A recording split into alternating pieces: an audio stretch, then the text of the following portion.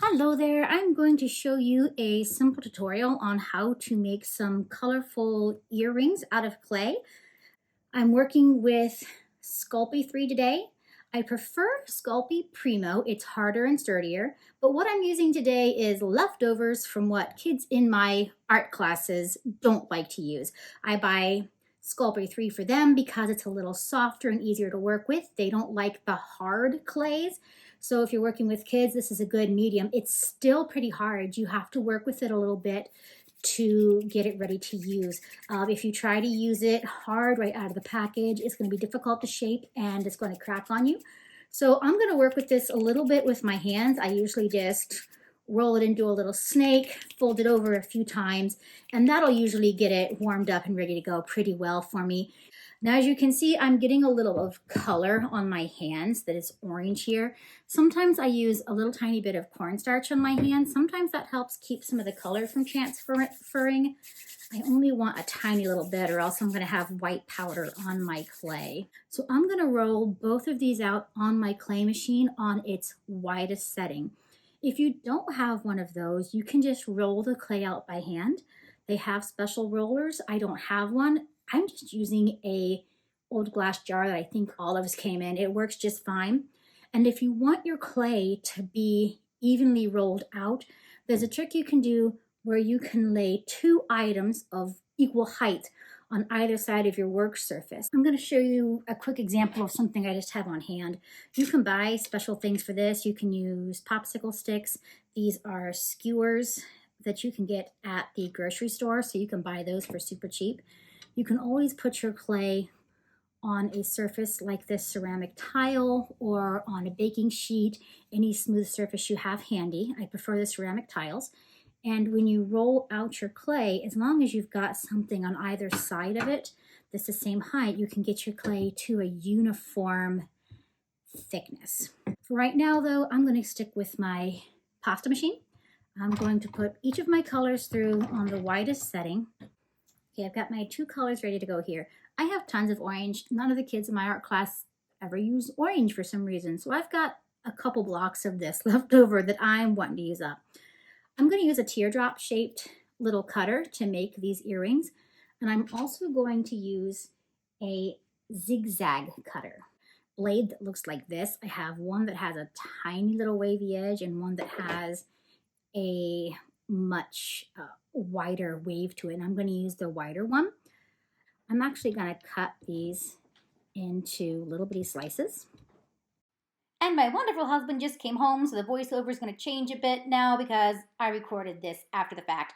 What I'm doing is I'm lining up all those tiny little zigzaggy slices I made up on my ceramic tile, and I want to make sure that they are about as big as my little cutting shape that I'm going to use. You can use a different shape or even cut out a shape by hand with an X-Acto knife if you don't have one just like this.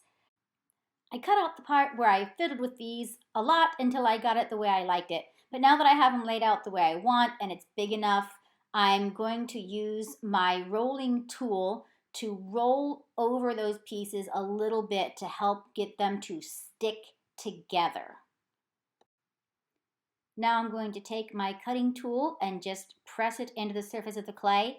If it sticks to your cutter, you can always try putting a tiny bit of the cornstarch or a tiny bit of water on your cutter, or you can even put your clay into the refrigerator or even the freezer for a few minutes to get it a little bit colder and harder, and it's a little less likely to stick to your clay cutter that way. A lot of times your cutter is going to leave behind a little bit of clay around the edges that you're not going to want. It doesn't always make a real clean cut, especially if you're using a plastic cutter like I am. So I always go through and clean that up. What I was just using was a really stiff, cheap plastic paintbrush from the Dollar Tree. I'm going to skip past the part where I made the second earring. Here I have both earrings done, and you can see they are stuck pretty good onto this ceramic tile that I have. And I'm trying to show you the edges there, but you really can't see them on the camera. You can see it left a little bit behind on that ceramic tile that I wiped up with my hand. I'm going to use my flat clay blade to get them off of the tile if I want to move them around. And I'm going to use my brush to try and clean up the edges a little bit more. I might stop here if I was using a sturdier clay, but since I am using the Sculpey 3, which isn't the sturdiest, I'm going to go ahead and make a back layer to these earrings to make them a little thicker and a little sturdier. I'm going to roll over these a couple more times to make sure that the top and bottom layers of the clay are stuck together. Then I will use my cutter to cut through both layers one more time to finish off my design. I'll want to clean up those edges one last time before I bake them. This time I'm using a toothpick because that's what I had handy and it works. I'll use my toothpick again here to poke a hole in the top of these earrings, but I'm going to make sure to wiggle it around a good bit to make sure the hole is big enough for my jump rings to fit through. I'm going to fast forward a little bit because I have baked these in the oven according to the directions on my clay packages, and they are stuck pretty firmly to this ceramic tile, so I'm going to use a flat clay blade to carefully pop those off. I'm going to use my pliers to put my jump rings through that little hole. I'm going to want to use pretty big jump rings because I wanted to make sure I didn't put my hole too close to the edge of the clay where it might break. I need to make sure I leave a good chunk of clay between the edge and that hole to make it sturdier. So what I'm using here is a pair of pliers, and this is a jump ring tool. Look at me drop it! I'm really good at dropping these. If you watch the whole process, I probably dropped these about, felt like 50 times, maybe a little less. I'm very clumsy. I'll put one jump ring through the actual hole on the clay earring, and then I will need a second jump ring and an earring hook for the rest of this. Now I started off by trying to use a tiny little jump ring, which was a huge mistake. I can't even open this thing without dropping it or making a mess. So I'm going to change my mind here in a few minutes and go for a bigger size jump ring because this is painful. Little ones look great, but they are hard to work with.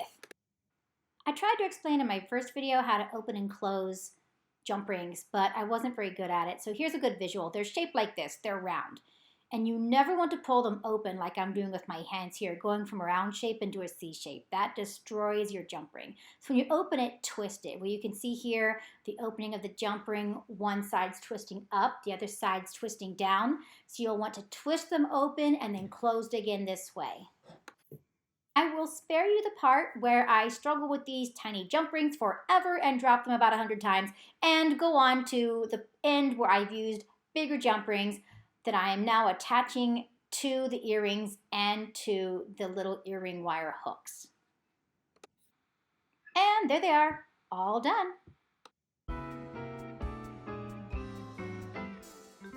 Will also help to condition the clay.